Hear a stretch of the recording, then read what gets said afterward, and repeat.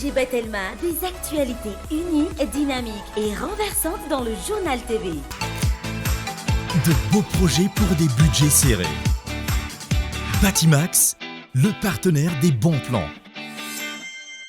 Batimax, la qualité au meilleur prix. Réalisez votre rêve d'étudier en France avec PEF. PEF manultra anao ny fampalalam-baovao. Parcours études en France, Cap 3000 Anjar. INA, plus raffiné que jamais. ITA, huilerie industrielle de Tamata, isatra amin'ny telo sy roa arivo. Milolotra anao ny fampalalam-baovao.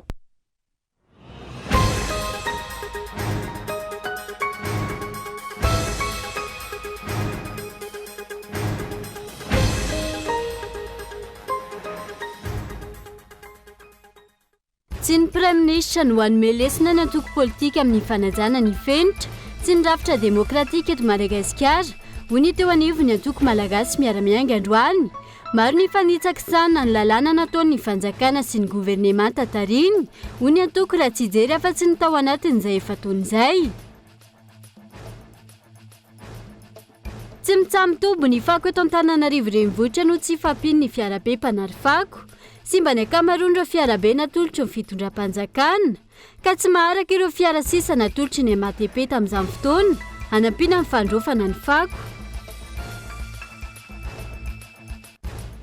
Mihiba ny lafiny ara-tsosialy ny mponina nandritry ny efa taona sy tapany noho ny mpahet-toekarena androany. Antony, tsy nanome lanja ny fiahiana ara-tsosialy ary tsy nafantatra ireo lahara-pahamehana ho an'ny fiainam-bahoaka ny fanjakana. Notafiana andian-dahalo miisa 420 nandritry ny ora 5 ny tanànan'ny Mangabe Sahananto Toamasina faharoa Malerivo. Vokany vehivavy iray maty voadaroka raha toa ka tahan-kalon'aina miisa 9 no afitra teo am-pelatanan'izy ireo taoriany ny fanarandina ataon'ireo fokon'olona. Nanakatona ny abakabaky Nigeria ireo nandrobaka ny fahefana ny toerana amin'izao fotoana. Misy tafika vahiny miara-miasa amin'ny CEDEAO manambana ny hanafika ny firenena raha ny fanazavana ka antony fanapahan-kevitra.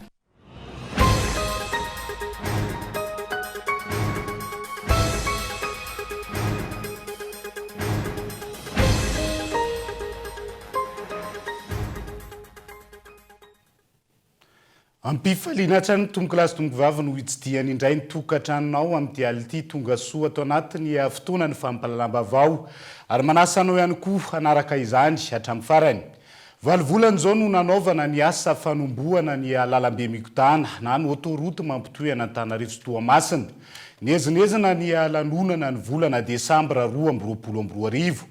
Nambara mihitsy fa ora romonja no anaovana ny 200 kilometatra tamin'izany no ohatra ny raisin'ny filoham-pirenena mody ny hoe miantso ny gouvernoura izy amin'ny 9 ora maraina dia efa tonga ao andapa amin'ny 7 ora maraina iary vory aminy ao anatin'ity tetika sy ity aiza ho aiza ny autoroute amin'izao fotoana izao.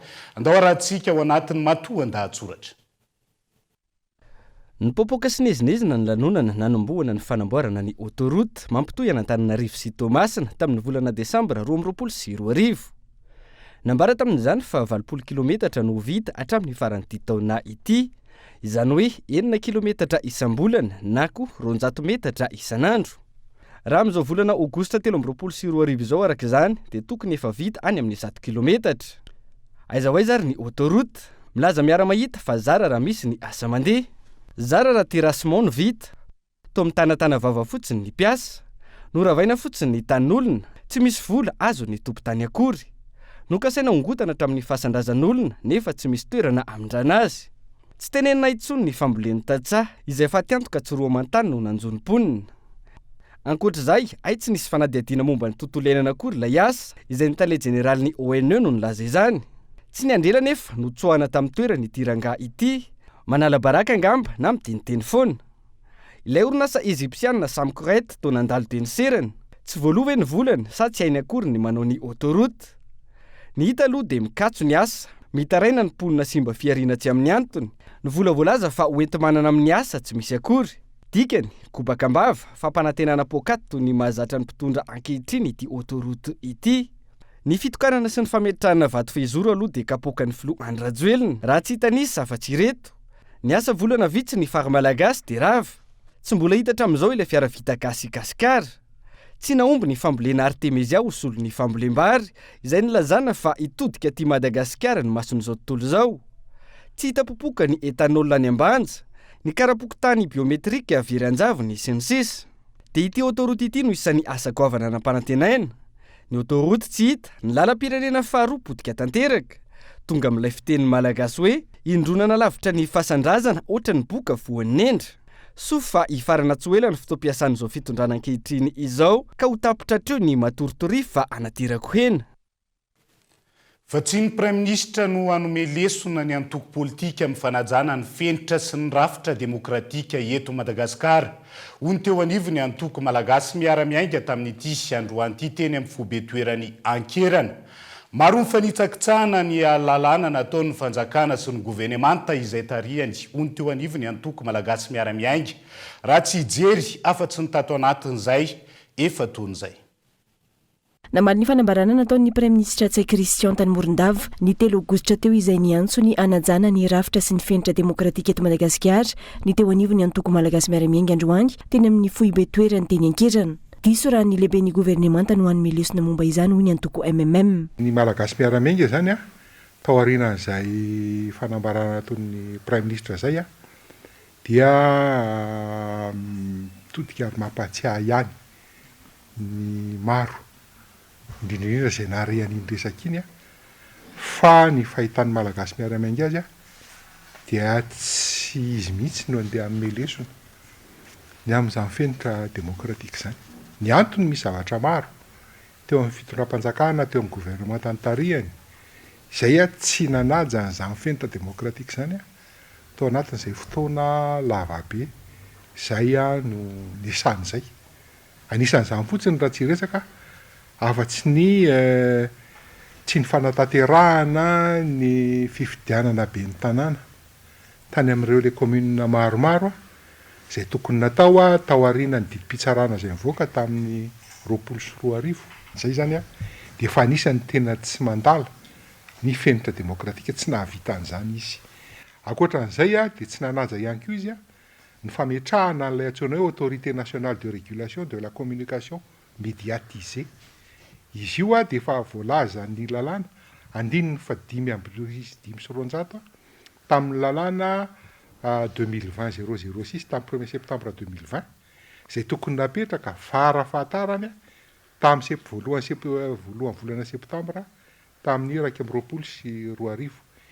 Izy io dia miantoka ny fahamarinana sy ny fananganana ny fangararahan'ny fifidianana ao anatin'izay lalàna izay. Tsy aivony, rafitra tokony anara-maso sy andrindra ny serasera amin'ny haino aman-jery mandritra ny fotoam-pifidianana ny NRCM ary tokony efa tany amin'ny fiandohan'ny septambra 2022 no najoro saingy nodiny governemanta tarihin'ny praiminisitra Tsay Christian adino na tsy norarahina tsotra izao. Porofo iray ahitana izay tsy fanajana sy tsy fahazaka ny praiminisitra sy ny governemanta tarihin'ny demokrasia izany ihany koa ny famerana ny famirim-bahoaka. Anisan'izany koa ny nanakanany ny fivoriana politika io na ny ministry ny fitsahany aty tany no mamoaka an'ilay arrêté na izy dia efa ao anatin'ny gouvernement zany eo ambany fifehezan'ny praiminisitra dia nanakanany ny fivoriana politika kalamanjana kanefa n'izany dia voafaritsy ny 2020 amin'ny fifanarahana iraisam-pirenena momba ny droit civil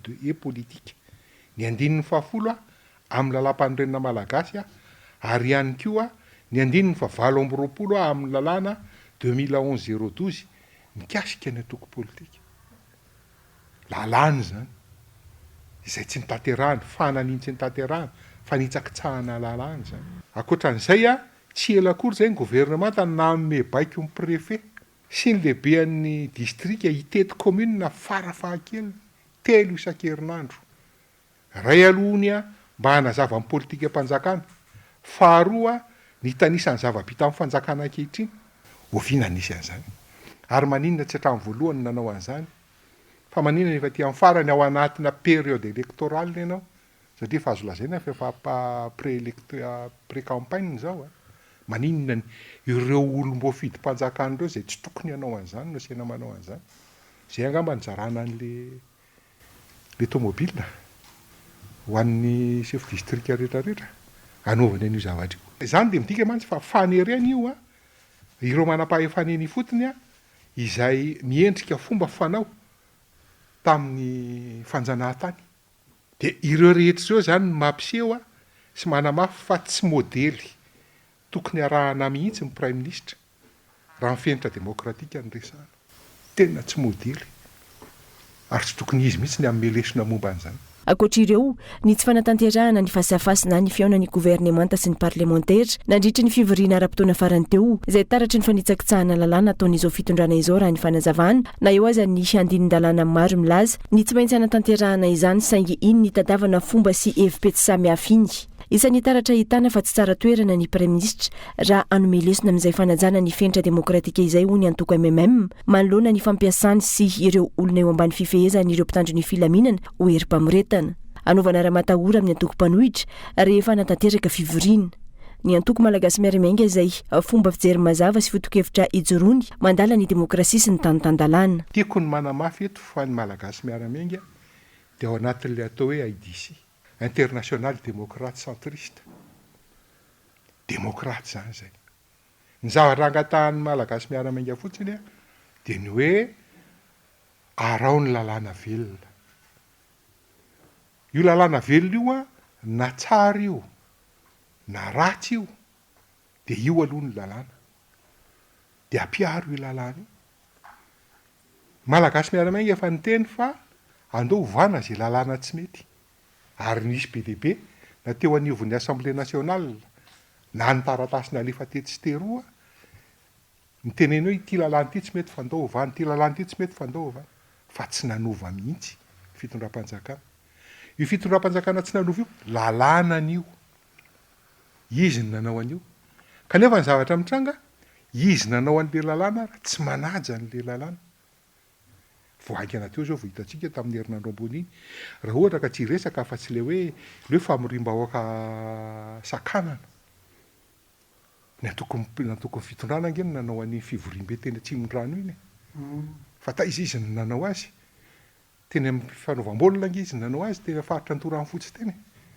Zay lazainy fa nahavory olona 4,000 izy. Akalamanjana nanaovany an'izay. Zay lazainy fa sakanany namoahany lalàna mihitsy. Dikan'izay le atokon'le fitondrana no tsy manaja an'le lalàna avoaka le tompona ndraiky mpanjakana zay samy ao anaty fitondrana. Dia tsy fantatra ohatrony zany hoe ahoana ny fomba fitantanana an'ity firenena ity. Tonga ny olona mametra-panontaniana hoe tena mbola misy fanjakana ve eto? Tena mbola misy fanjakana ve eto? Izany zavatra izany satria rehefa aveo dia ry zareo zay tsy manara-dalàna indray no milaza fa ary tsy manaraka amin'ny fenitra demokratika no miseho mampianatra amin'ny fenitra demokratika amina atoko politika zay tena manaja ny demokrasia eto Madagasikara. Satria raha misy ny tena manaja ny demokrasia eto Madagasikara raha tsy voalohan'ny MMM dia faharo. Fa tokony ampiarina ny lalàna izay mitakisana olom-boafidy manohan'ireo izay maniry ho kandida filohan'ny pirenena. Raha tiana ny ampiena ny isan'ny kandida afaka mirotsaka ho ny antoko malagasy miara-miainga tamin'ity androany ity, ho azy ireo fanilihana fanakanana kandida, fa ihany koa mandika ny voalaza ny lalam-pandrenana ny fanazavana mpitondra teny ny gouvernemanta, izay laza fa noho ny fisondrotry ny vidim-piainana no antony nampiakarana ny caution amin'ny fividianana oronjato tapitrisa ariary.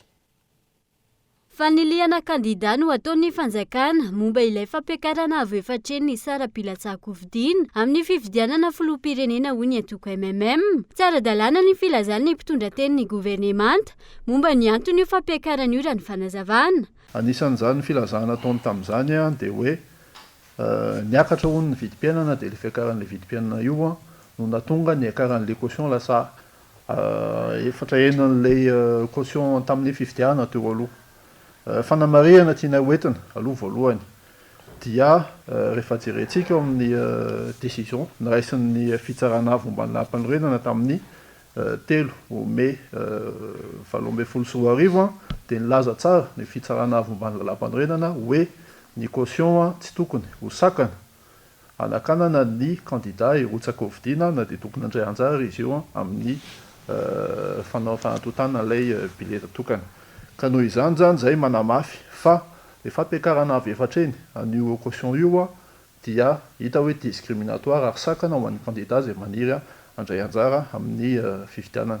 Manamafy izahay fa araka ny lalàna anatin'ny lalàna antsika lalàna vela amin'izao fotoana izao misy andiny lalàna manome fahefana hoe tokony misy hisana olom-boafidy afaka miparrainer candidat ary mahita izahay fa io andiny lalàna io no tokony ampiarana satria efa hitantsika tany ivelany ary hitantsika ty amintsika ty hoe io lalàna io afaka tsara manampy mijery hoe iza no candidat mety ho légitime amin'ny fiatrehana an'ilay fifidiana filoham-pirenena.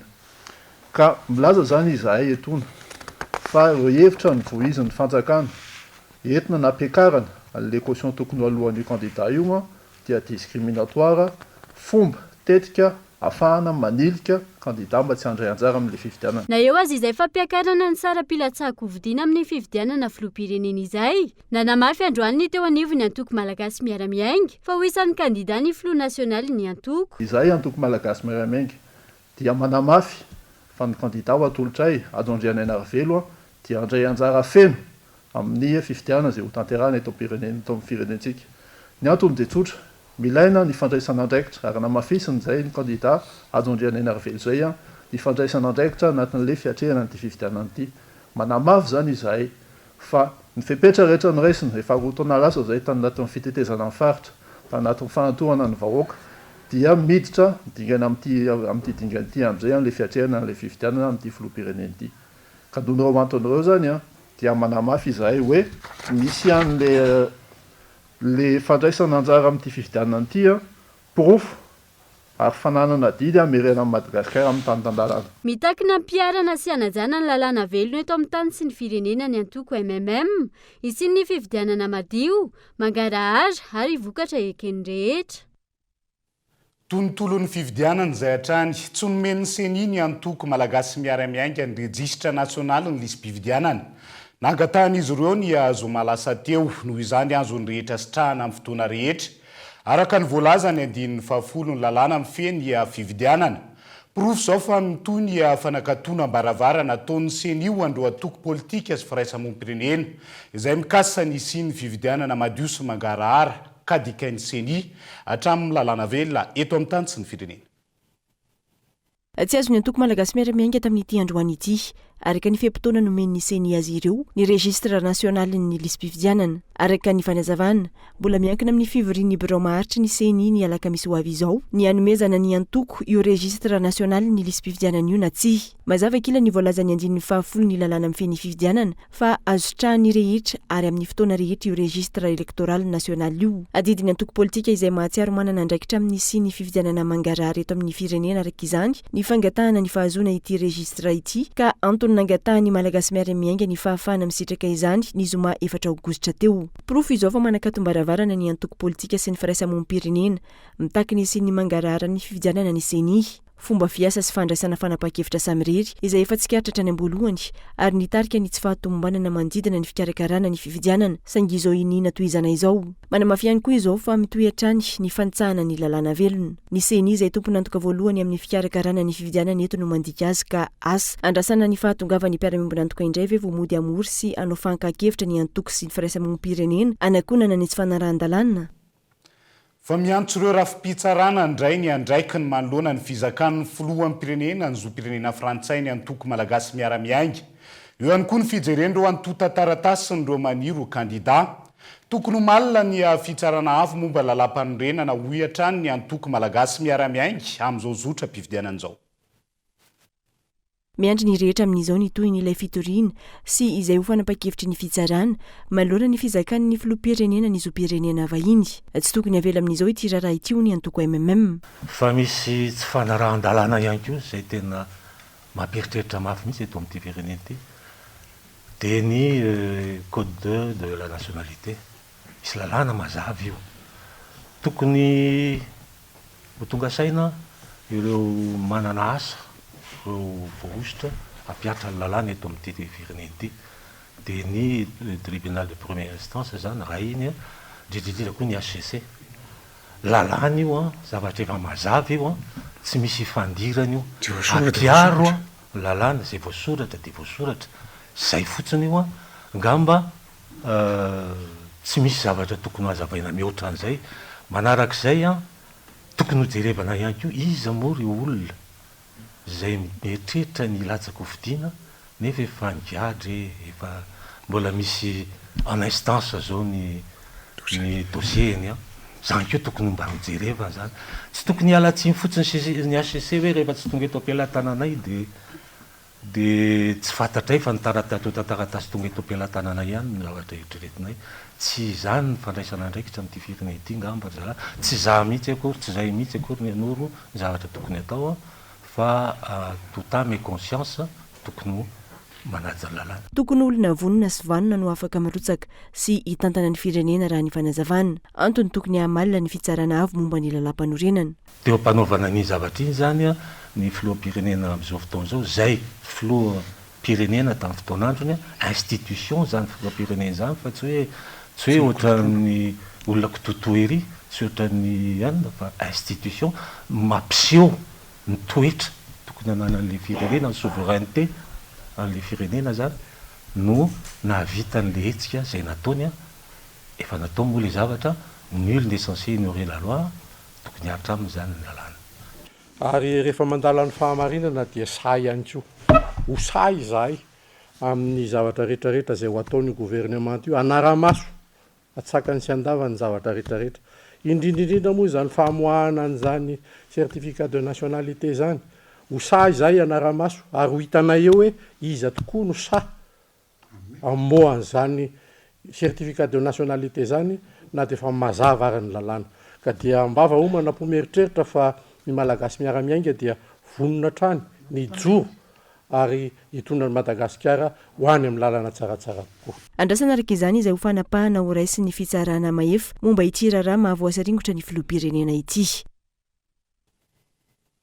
Lafim-baovao hafa tsy mitsaha mitombo ny fako eto Antananarivo renivohitra noho ny tsy fampiny fiarabe pakafako amin'izao fotoana izao. Simba ny akamaroany ireo fiarabe natolotry ny fitondram-panjakana isahana ny fandrofana ny fako ka tsy maharaka ireo fiara sisa natolotry ny MATP tamin'izany fotoana anampiana amin'ny fandrofana ny fako araka ny loharanom-baovao Hilary Nasonnier. Fatra maro eto amin'ny komina Antananarivo renivohitra no ahitana fako miavosa. Fiarabe ampolo no natolotry ny fitondram-panjakana amin'izao fotoana anampiana amin'ny fandrofana ny fako taoriana kely ny fividianana be ny tanàna. Simba ny akamaroan'ireo fiarabe ireo amin'izao fotoana araka ny loharanom-baovao ary sarotra ny ahafahana manamboatra azy noho ny tsy fisian'ny piesy eto Madagasikara. Tsy maharaka ny fandrofana ny fako noho izany ireo fiarabe sisa miasa ankehitriny antony mampiavosa ny fako. Zao fako hitantsika miparitaka be ho avy ny CDC. Ny tôbila mbola tsy fiany zao zay vao voaka nefa io tsy maintsy atao bloc carré mbola miakana amin'ny zareo ambony eo amin'ny birao tsy haiko zay fahafaha amin'ny tôbila sy ny sisa fa miakana amin'ny zareo lehibe ao fa mameno zany ny asana eto aloha zao tsy raikitra hoe mameno ny fo zay fa miovaova numéro an'io dia indraindray samy forta ohatry zao ihany dia miovaova io ilo voasoratra ao anatin'ny fin de route ny sera tsara masay ihany ny voasoratra ao aloha dia zay ihany tsy afaka mangalatra secteur zay fa manjary voasary zay raha mangalatra secteur fa io ihany ny voasoratra sy zava-misy eo. Tsy omena fahefana hisafidy na anolotra hevitra mahakasika ny fiara mety sy afaka isahana tsara ny fandrofana fako ny teo anivon'ny komina Antananarivo renivohitra fa notolorana avy hatrany ireo fiarabe izay tsy fahita eto amintsika ny pitsopitsony momba azy izay manam-pirofo fa tsy misy ny fitsinjaram-pahefana sy ny fahafahana malalaka tokony anana ny tompony andraikitra voalohany momba ny andraikiny. Ny komina Antananarivo renivohitra amin'izao fotoana no ifitoerany raharaha amin'ny tsy fahafahana mandroaka ny fako noho ny tsy fahampian'ny fiara isahana izany. Miiba ny lafiny ara-tsosialy mponina nandritra ny efa-taona sy tapany ho ny mpahay-toe-karena tamin'ity androany ity. Antony tsy nanome lanja ny fiahiana ara-tsosialy ary tsy nahafantatra ireo teboka lara-pamena ho an'ny fiainam-bahoaka ny fanjakana raha ny fanazavana Henri Florian. Mbola tsy feno ny tolotra momba ny fiahiana ny lafiny sosialy raha ho an'ny Madagasikara manokana no jerena raha ny nambarany mpahay-toe-karena nanaovana fanadidina androany tsy mbola misy ny tohana ho an'ireo tsy anasa ary betsaka ihany koa ny tany izay atrasa tsy ara-dalàna ka mahatonga ny fahasahiranana ara-toe-karena ho an'ny firenena. ankoatr'izay tsy resy lahatra amin'ny fampiasana ny fiahina ara-sosialy ny tandora latsaky ny 7 taona raha izay 7 taona sy tapany ny tondrany ny filoha Andrajoelina izay mihiba ny lafiny ara-sosialy raha ny fanazavana manaporofo izany ireo taremarika maro samihafa. Raha le 7 taona zany no dinina aloha raha misy taremarika ao raisina zay source banque mondiale ny raisiko eto dia mbola tafiditra ao anatin'ny firenena 10 mantra aloha zany tsika. Zay aloha zany ny voalohany indrindra. Ny tany fantantsika dia mbola mihoatra ny 700 taux de pauvreté zany zay resako zay. Ny vola miditra amin'ny isan-tokantrano dia 2,3 isam-bolana. Zany hoe ambany zany tena ambany zany atao hoe salaire minimum zany ho an'ny olona tsirairay avy.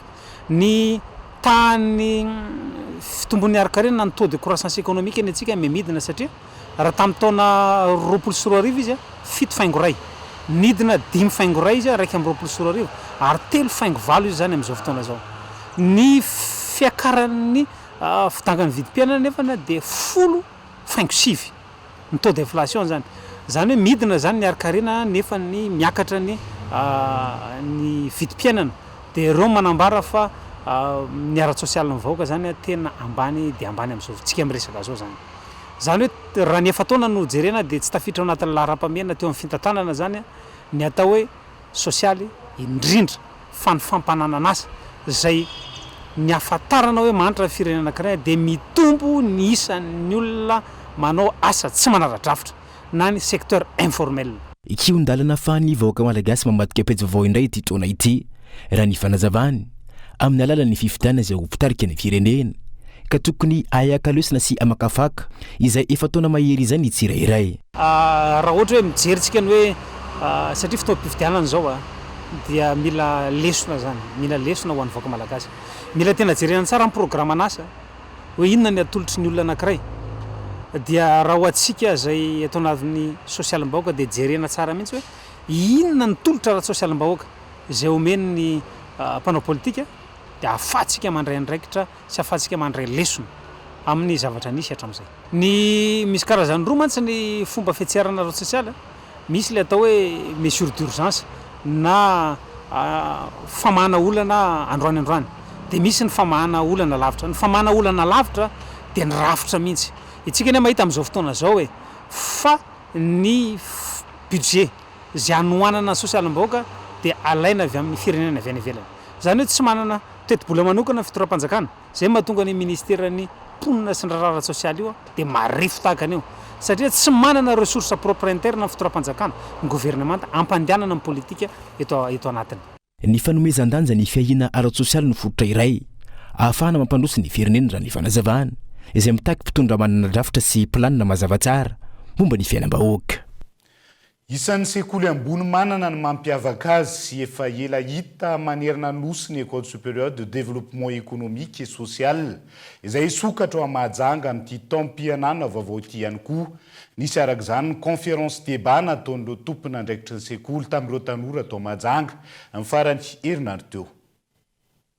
Isokatra eto Mahajanga amin'ity taom-pianarana vaovao ity ny ESDES na ny École supérieure de développement économique et social ka mialohan'izany dia nisy ny famelabelaran-kevitra narahina ady hevitra niarahan'izy ireo tamin'ireo tanora teto Mahajanga izay tonga maro teto amin'ny lapan-tanàna ny farany herinandro teo. ESDES na ny École supérieure de développement économique et social izay anokatra ny cours présentiel eto Mahajanga ary ao anatin'izay zany dia nanao famelabelaran-kevitra arahana-hevitra zay ho an'ny tanora tsy hoe ho fampandrosoana fotsiny ihany an'ilay université fa indrindra ihany koa tena ezaka fampandrosoana ny tanora amin'ny lafiny rehetra, amin'ny lafiny fandrarahana, amin'ny lafiny ara-sosialy ary amin'ny lafiny ara-ekonomika indrindraindrindra. Lalam-piofanana misa 4 no azon'ireo tanora isafidianana eo anivon'ny ESDES. ESDES moa zany na École supérieure de développement économique et social dia manana ny mention anankiefatra dia ny mention travail social izay anisan'ny tena mampiavaka azy satria mivoaka éducateur spécialisé zany le mpianatra rehefa mahavita ny master 2 amin'io travail social io zany hoe afaka misehatra avy hatrany amin'ny asa sosialy.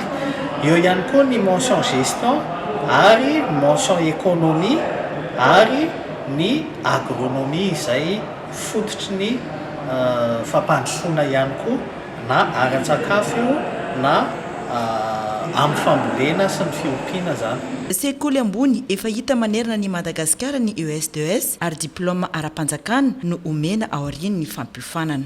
Diplôme na licence sy ny hatramin'ny master 2 zany fa anisan'ny tena mampiavaka anay mba hoe raha sy ireny mialatsiny amin'ny teny baiko andreo mpianatra izay manaraka ny fampiofanana eto amin'ny ESDS zany dia hoe zaraina avy hatrany miaraka amin'ny diplôma zany ny équivalence avy any amin'ny fonction publique ny antony dia eo zany aloha araka ny voalaza teo mba hanomezana antoka azy ireo fa ara-dalàna sy ara-panjakana tokoa ny diplôma izay zarainay fa roa manarakarak'izay koa dia mba hanamorana zany ny fikarakarana ny taratasy izay tsy maintsy hoe hiakatra ny Antananarivo izy raha ohatra ka hikarakara zany équivalence izany. Ny fivoizana ny fampandrosoana ara-toe-karena sy ara-tsosialy no tena iompana ny sekoly ambony ESDS na ny École supérieure de développement économique et social eto Madagasikara ity mba hahafahan'izy ireo manampy ireo tanora amin'ny fananganana ny orinasany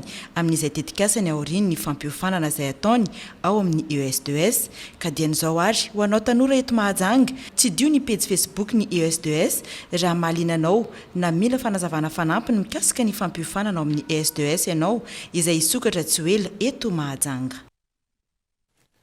Dia izay ihany koa no hoentintsika amin'ny sendra vetivety ao anaty tokafoy mara-pitafa vetivety ary.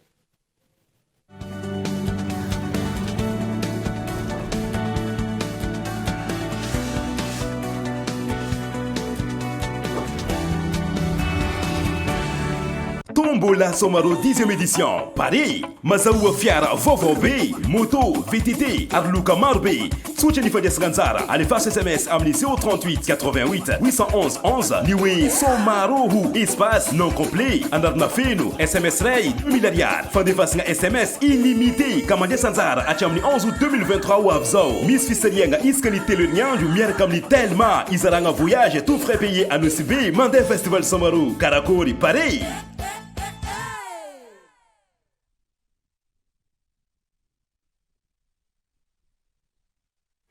Ina dia vita amin'ny soja voafantina mba hampatsiro ireo karazan-tsakafo karakarainao. Ny menaka Ina dia ahitana oméga 3 sy oméga 6 ary ara-pahasalamana no ny otrikaina entin'ny soja. Ina ilay menaka manome tsirony nahandronao isan'andro.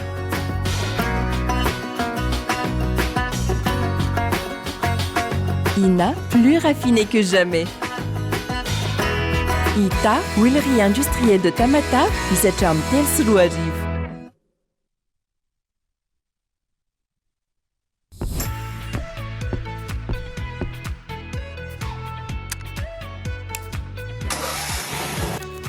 Des équipements abordables et de qualité. Batimax, le partenaire des bons plans. Batimax, la qualité au meilleur prix. PEF, parcours études en France. Réalisez votre rêve d'étudier en France avec PEF. Après le bac, optez pour l'option 2+1, 2 ans à Madagascar et 1 an en France pour obtenir votre bachelor. Vous avez la licence? Optez pour l'option 1+1, 1 an à Madagascar et 1 an en France pour décrocher votre master. Plusieurs filières et spécialités dans 2 prestigieuses écoles en France. Le groupe EMA et l'Omnes Éducation. Parcours études en France, Cap 3000 Anjar. Contact 038 45 085 85 020 85 085 85. Financez vos études avec le crédit PAC étudiant de la BNI Madagascar.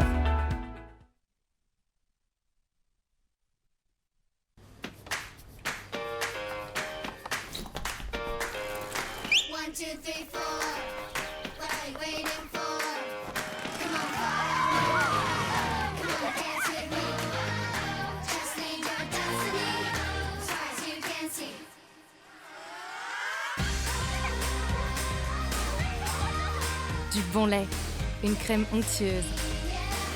La vie, ça se dévore comme un kiri. Kiri, kiri, kiri!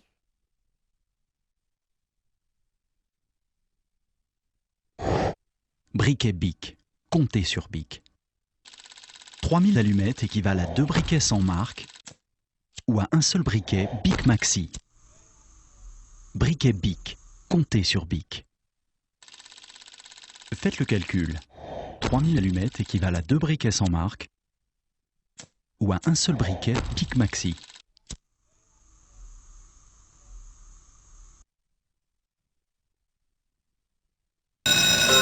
Réussis ta rentrée avec BIC. Retrouve dans tes magasins habituels les crayons de couleur et les feutres BIC Kids, les ardoises et marqueurs Velleda, les correcteurs Tipex, les crayons Écolution et les stylos BIC Cristal. Vive la rentrée avec BIC!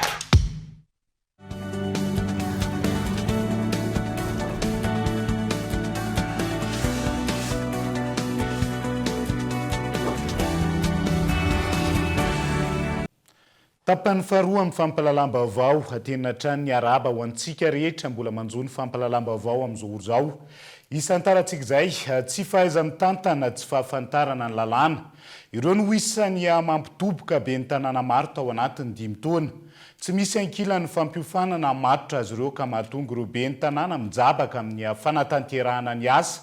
Antony anaovany ireo be ny tanàna antsoavy ny rafi-pitsarana hijery akaiky ny olana mahavoasaringotra azy ireo ankoatra ny voamarina fananao afera maloto. Ankoatra ireo voamarina fananodikodim-bola nananao afera maloto tamin'ny fitantanana ny komuna, asokajina telo mazava ny antony nampitoboka ireo be ny tanàna tamina komuna maro tao anatiny 5 taona. Voalohany tsy fahaiza-mitantana, manaraka azy ny tsy fahafehezana ny lalàna mialohan'ny ny andraisana fanapa-kevitra. Farany ny fanaovana legalisation ireo atoto taratasy izay mety fototra amin'ny be ny tanàna. Zay tena mazana zany. Misy olona mivatra tany zao, ento manao leny hoe contrana soncin privé reny zany, zany hoe fifanarahany manokana. Dia ny anamarinana hoe tena marina zany le fifampivarotana, fifanekeny izy samby izy, dia manao ny legalisation na signature izy. Fa rehefa rapitsy rafaka pitsy iny laviny an-daniny, laviny mpandovan'ilay ankilany dia lehibe ny tanàna nanao sy ny legalisation hoe marina ve ianao ve io nanao sy ny io, kara-panondronao ve io, nanao lavitondro ve ianao, enregistré iny be ny tanàna manao legalisation indray no enjehana. Maro ihany koa raha ny fanazavana ireo be ny tanàna miaka-midina eo anivon'ny paka na ny tendrom-pitsarana misahana ny ady amin'ny kolikoly. Raha ny komuna Ampasinapona anatin'ny distrika ny Tolagnaro, efa 5 farafahakeliny no nidiny fotony nanao fitsiriana ny Bianco, saingy andrasana ny tohiny ankehitriny, ny be ny tanàna izay nanamafy, ny tokony nanamafisana ny fampiofanana azy ireo. Zay zany ny tiako ataon'ny fanjakana hoe ampianaro satria tsy misy diplôma ny mahabe ny tanànanay fa politika ny mahabe ny tanànanay ty amin'ny vahoaka zay dia lany. Dia rehefa amin'ny toerana zany zay ampianaro fa rehefa tsy manaraka an'izay ampianarina koa zahay dia sazina raha ataoko mandika ny lalàna zay tokony atao zany. Tsara marina moa zany fa zahay zao dia io vao mail vao azoko avao eo fa hoe hisy audit ny tribunal financiaire zany zahay amin'ny mois d'août mba avoaka koa le valin'ny audit. Fa lasa le ratsy avao zany mivoaka rehefa misy mangalatra ohatran'izao fa raha mba tsara kosa nefa ny valin'ny audit mba tsara kosa zany ny tokony mba teneny fa isan'ny rafitra nampiofana ny be ny tanàna sy ireo tompon'andraikitra eo anivon'ny komuna ny NDDL na ny Institut National de la Décentralisation et du Développement Local hatreto. Voafetra ankilany ireo misitraka ny fampiofanana no lafinety manana. Vokany, nijanona tamin'ny fifanaovan-tsiny ny fiara-miasa niarana tamin'ny NDDL ho an'ireo komuna maro. Santionany ny komuna Ambotrimanjaka, izay tokony nisitraka drafitrasa fanamafisana ny fahaiza-mitantana ny taona 2022. Tsy za rery moa zany tsy komuna Ambotrimanjaka rery fa nisy ao komuna 7 taona aby zay tatarata Fahatran'Alamanga nanao contrat amin'ny NDDL hoe anao fampiofanana ho an'ny be ny tanàna ho an'ny manana andraikitra rehetrarehetra ao anatin'ny tanàna hoe fifanarana zany vita fa anotokana formation vitanay tena ny Sénacle dia ny formation 3 andro misesy ho an'ny état civil. Mandaty efa hifarana efa ho tapitra dia ieritreretintsika zany dia avena any amin'ny letratsika volana tsy mahagaga raha maro le be ny tanàna fandrian'ny olona dia alavin'ny olona any amin'ny fitsarana. Eo anatrehan'ny fampiaran-dalàna, isan'ny mahatsiaro ho iaran-tsindry sy fanasaziana entitra kokoa ireo be ny tanàna tsy mitovy fiherena amin'ny fitondrana. Ankoatra ny fampiarana ny lalàna ho an'ny rehetra, takian'ireo be ny tanàna ny ametrahana fitsinjaram-pahefana tena izy, sy ny transfert de compétence bebe kokoa, ho azy ireo tsy atongavana amin'ny fanangadrana avy amin'ny tsy fahaiza-mitantana. fandrasana mandritra ny flankevitro ny gouvernemanta manokana izay ho tanterahana ny Toamasina Rapitso mivaly ny fitakina nataon'ny CSS Sampanatananarivo mikasika ireo volavolana didim-panjakana misy 5 anatsarana ny asan'ireo mpampianatra pikaroka sy pikaroka mpampianatra amin'izao fotoana izao raha tsy misy ny valy mahafapo aorian'izay anamafy ny tolona ataon'ny CSS Sampanatananarivo raha ny fanazavana nentin'izy ireo tamin'ity androany ity. Anohizantsika ny fampalalam-baovao nanomboka tamin'ity androany ity tao amin'ny commune Alatsinainy Bakaro distrika n'Andranomasina ny fivarotana fitaovam-pianarana amin'ny vidiny mirary fanaon'ny vehivavy malagasy miara-miainga isan-taona nandritra izay folo taona izay hitohatra amin'ny fidiran'ny mpianatra ny hetsika maneran'ireo commune maro. Roapolo amin'ny commune Alatsinainy Bakaro, distrika n'Andranomasina, antony nanaovan'ny VMMM na ny vehivavy malagasy miara-miainga hetsika fivarotana fitaovam-pianarana amin'ny vidiny mirary. Momba fampidirana mpianatra aloha raha hoe tenena amin'izao vanim-potoana iainana izao dia mazana satria le jerena ny vidim-piainana miakatra, ny fahasarotan'ny fiainana etsy an-dalina dia vidim-bokatra midina moa mokora manana izany zavatra izany miakatra dia izay manahirana mihitsy misy zavatra tena tsotsofina kely mihitsy ny ray mpianakaviana sy ny ray mpianakaviana vao tafiditra ny zazanakaray amin'izao. Mbola tsy napiditra mpianatra aloha izay fanena ny sekoly mpanjakana dia mbola tsy sahirana koa vola tsisy karama ohatrinona moa ny satraka ny karama 5,000 androama.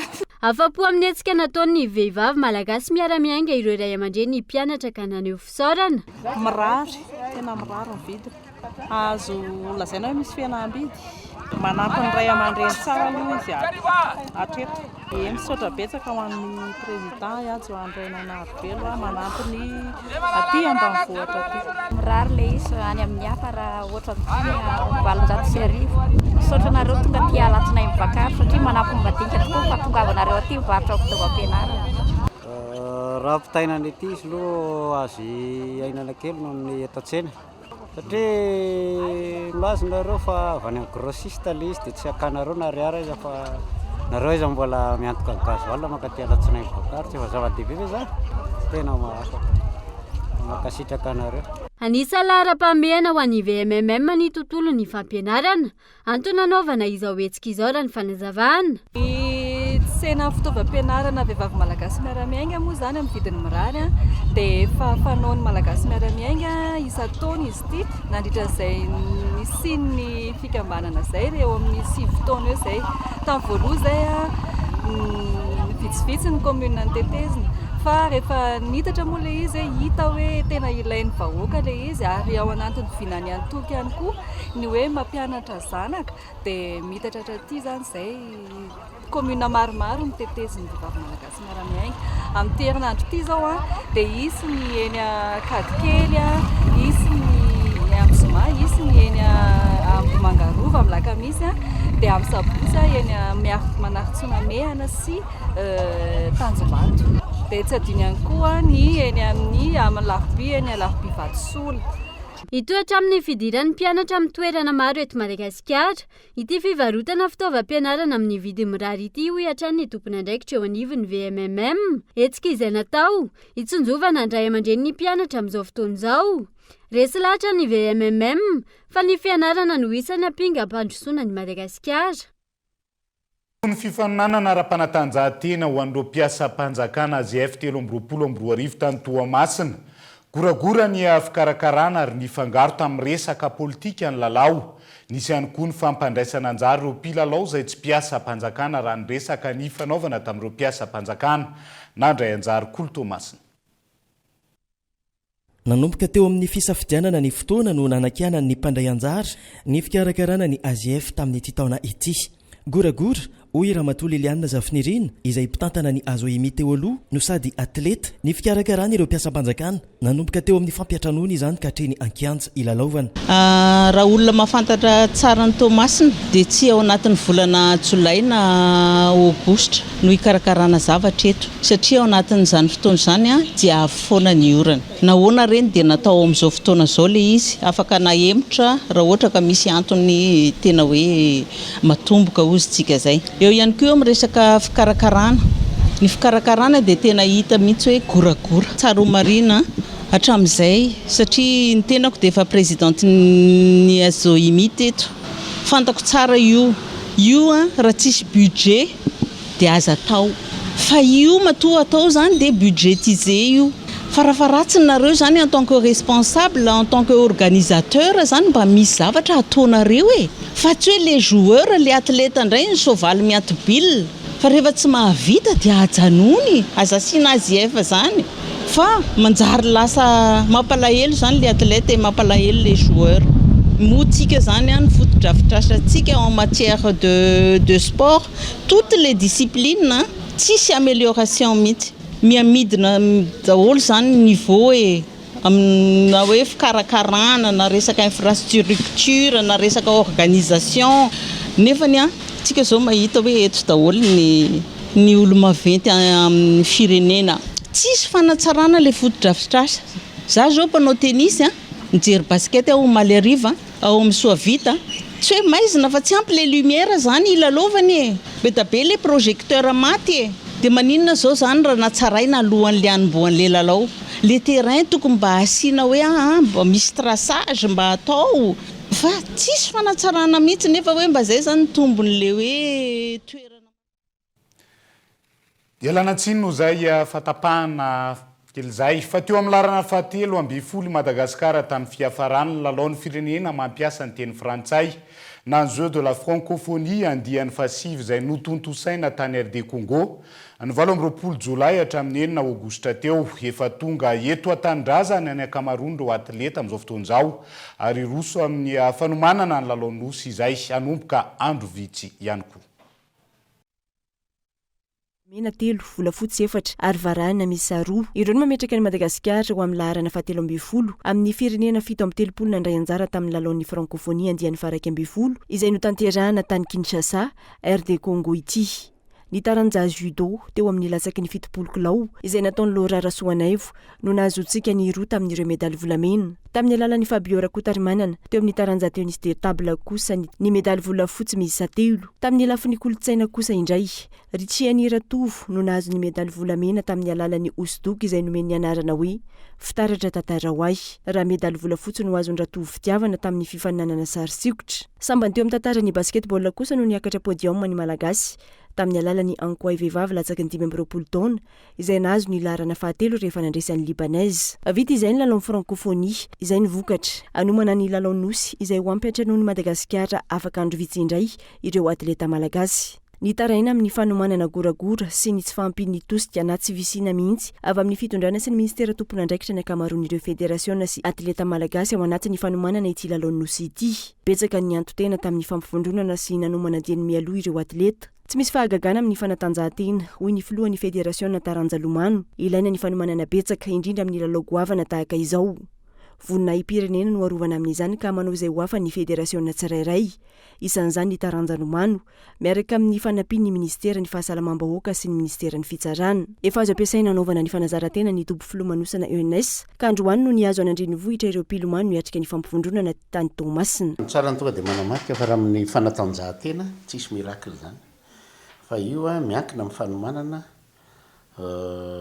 zany hoe ny fiomanana ny atleta sy ny oetimanana ao anatin'izany fanomanana zany. Fa raha ho an'ny Taranjalomano, ny Taranjalomano moa tsy nandeha tany amin'ny jeu de la francophonie fa hiatrika ny jeu des Gilles ao anatin'ny andro vitsivitsy sisa dia efa ataoko hoe efa ao anatin'ny fanomanana tanteraka aloha raha ny Taranjalomano satria efa nisy mifampivondronana tany Tomasina eto an-tanàndray zany zao manomboka amin'ity herinandro ity efa mafana ny ao amin'ny tobo filomanosana ao amin'ny ANS ao izany hoe tonga eto androany alatsinainy ny tonga ampilomano tokony efa mirotsaka ao anaty rano ao zany manomboka rapitso mety tsy afaka. Momba izay lalao nosy zay hatrany nanao fanambarana iombonana tamin'ity androanyity ireo fédérationna miisa 12 taorian'ny fivoriana maika ny tanterahan'izy ireo. Nivotra nandritra izay fa maro ireo tsy fahatombanina hitan'izy ireo ary mipandrindra kabeny izay tsy hita ao anatin'ny kodjino fotojany isan'izany ny fanasarotan'ireo zavatra ilainy ny atleta sy ireo fédération nataony io ampandrindra kabeny io hatramin'ny savony ampiasaina azy ela vao azo raha ny fanambarana. Ny fédération rehetra no manana olana amin'izao fotoana manomboka amin'ny fampiantranoana ireo atleta, ny sakafo, ny fitsaboana, ny fitaterana sy ny maro hafa izay fototra amin'ity lalao nosy ity. Vokatry ny goragora sy ny tsy fahaiza-mitantana hatrany fandraisam-bahiny sy traiteur maro no efa nampitsahatra ny fifanarahana. Raha ny fanazavana no ny tsy fanefana ny volan'izy ireo olan'ireo izay mafy raha tsy misy ny vahaolana matotra mialohan'ny 10 aogositra hoy ireto filohana fédération reto ary maro no mety ngoroneta namonjy vody na orian'izay tsy andry ny lalao nosy fa vaovao ny lafim-baovao hafa kosa indray any amin'ny distrika ny Toamasina faharoa notafiana andahalo miisa 7 andritra ny ora 5 ny tanàna ny Mangabe Sahananto Malariva tranom-barotra miisa 2 no nodiran'ireo dahalo ankeriny miampy ny tranombe ny tanàna. Vokany vehivavy iray no maty voadarika raha toka takalonaina miisa 9 no avitra teo ampelantanan'izy ireo taorian'ny fanarahan-dia nataon'ireo fokon'olona nandritra ny 12. Toizantsika hatrany ny fampalalam-baovao tafiditra anatin'ny hetsika ataonao kaloha ny fitsinjovana mpiarabelona eny amin'ireo toerana izay anatanterahany sy goavana isan'ny sitraka ny tolotanana avy aminao kaloha sy ny mpiara-miasa aminy araka izany ireo renim-pianakaviana Terabao tsaboana atao amin'ny complexe mère enfant atao amin'ny hôpitaly Androva Mahajanga ny farany herinandro teo. Anja Robert Kolomajanga. Pianakaviana vao Terabao teto amin'ny complexe mère et enfant Mahajanga no nisitraka tolotanana avy amin'ny ekipan'ny Compassion Madagascar sy ny Okalu nandritry ny fandalovan'ny ireto farany teto Mahajanga tamin'ilay hetsika lokrais ny farany herinandro teo. Io moa zany fampifalifaliana olana tongavana eto fa tonga eto ihany koa zahay mahatsiaro mandray anjara manome tolotanana ho an'ny renim-pianakaviana eto amin'ny hôpitalin'ny Mahajanga amin'izao fotoana izao miaraka amin'ny reto namako reto dia misaotra antsika rehetra izay manotrina ihany koa an'io hetsika io satria ny fandraisanareo anjara dia iny no entintsika manampy an'ireto mararintsika ireto zany dia misaotra antsika rehetra. Safidinay moa ny hôpitalina Androva zany satria izay miara-miasa amin'ny Compassion Madagascar izay efa manampy foana an'ity hôpitaly ity ihany koa dia izay no nisafidiananay an'ny hôpitalina Androva. Ny ampahany tamin'ny vola azo amin'io hetsika lokrais io noho izany no anaovan'izy ireo asa soto izao ka ho an'ny teto Mahajanga dia natratra 13 ireo renim-pianakaviana nisitraka izany tao amin'ny hôpitaly complexe mère et enfant tetsy amin'ny CHU Pezaga Androva. Resaka iraisan'ny pirenena vetivety nanakatona ny abakabaky Niger ireo nandrombaka ny fahefanany an-toerana amin'izao fotoana izao. Misy tafika vahiny miara-miasa amin'ny CEDEAO manambana ny anafika ny firenena raha ny fanazavana ka anton'izay fanapahan-kevitra izay raharaha izay mampizarazara ny hevitra ireo firenena manodidina ny Niger amin'izao fotoana izao. Dia izay ihany koa no entintsika manakatona ny fampahalalam-baovao tamin'ity alina ity ankasitrana feno ianao nanaraka ny fampahalalam-baovao tamin'ity alina ity. Mandray tombo klasy tombo vavelo tombo.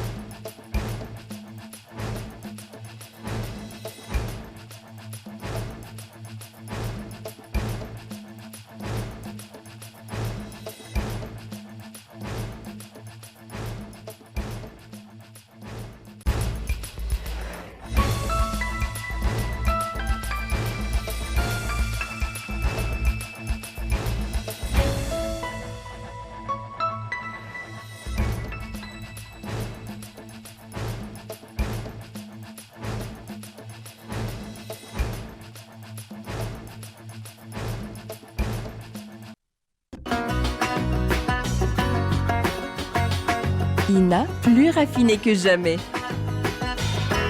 ITA, huilerie industrielle de Tamata, Isacham Telsuruariv.